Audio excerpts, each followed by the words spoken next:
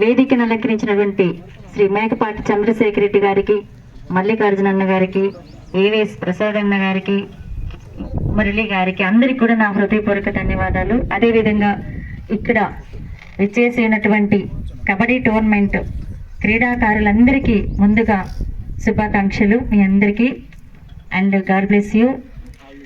ఈ టోర్నమెంట్ చాలా గొప్ప ఆట కబడ్డీ అంటే. ఇది మారుమూల ప్రాంతాల్లో పుట్టి దేశవ్యాప్తంగా ప్రసిద్ధి చెందినటువంటి ఆట ఇది. ఈ ఆటని మనము క్రీడా స్ఫూర్తితో ఆడాలి. జయాపజయాలనేది సెకండరీ. ఫస్ట్ ఇది మీరు క్రీడా స్ఫూర్తితో ఆడటం అనేది నిజమైన విజయం నా దృష్టిలో. కాబట్టి ఇటువంటి టోర్నమెంట్ని ప్రోత్సహించినటువంటి ముందు ఏవిఎస్ నాయకులైనటువంటి అశోక్ రెడ్డి గారు, మహంత్ రెడ్డి గారు, కాజావులు గారు మా దగ్గరికి వచ్చి యువతను ప్రోత్సహించండి, ఈ టోర్నమెంట్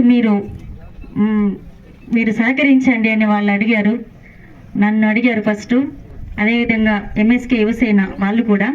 అయితే నేను వెళ్ళి చంద్రశేఖర్ రెడ్డి గారికి చెప్పడం జరిగింది.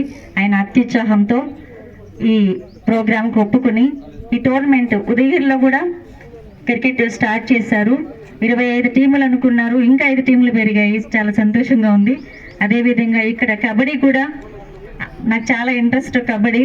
ఎందుకంటే నేను కూడా ఒక విలేజ్లో పుట్టాను. చిన్నప్పటి నుంచి ఈ ఆట స్కూల్లో చూస్తున్నాను. ఇవాళ మా ఇంటి ముందు సొంతంగా చూడటం మాకు చాలా హ్యాపీగా ఉంది. మరి దీనికి సహకరించినటువంటి మేకపాటి చంద్రశేఖర్ రెడ్డి గారికి ప్రత్యేక ధన్యవాదాలు తెలియజేసుకుంటున్నాం. ఈ ప్రోగ్రాంకి విచ్చేసినటువంటి ముఖ్య అతిథులుగా మల్లికార్జున అన్న గారికి, మిగిలిన అందరికీ కూడా నా హృదయపూర్వక నమస్కారాలు తెలియజేసుకుంటూ, మీరు ఈ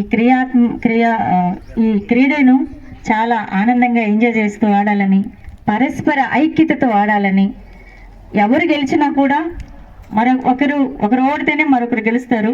ఇది కామన్. కాబట్టి దీన్ని దృష్టిలో కాదు. మీరు ఎప్పుడైతే క్రీడా స్ఫూర్తితో ఆడితే అదే నిజమైన ఆట. దీనివల్ల మీ యొక్క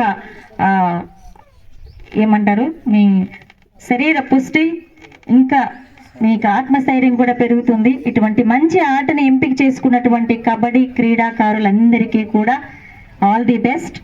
ఇంకా సేపట్లో ప్రారంభమవుతుంది. మంచి బహుమతులు ఉన్నాయి.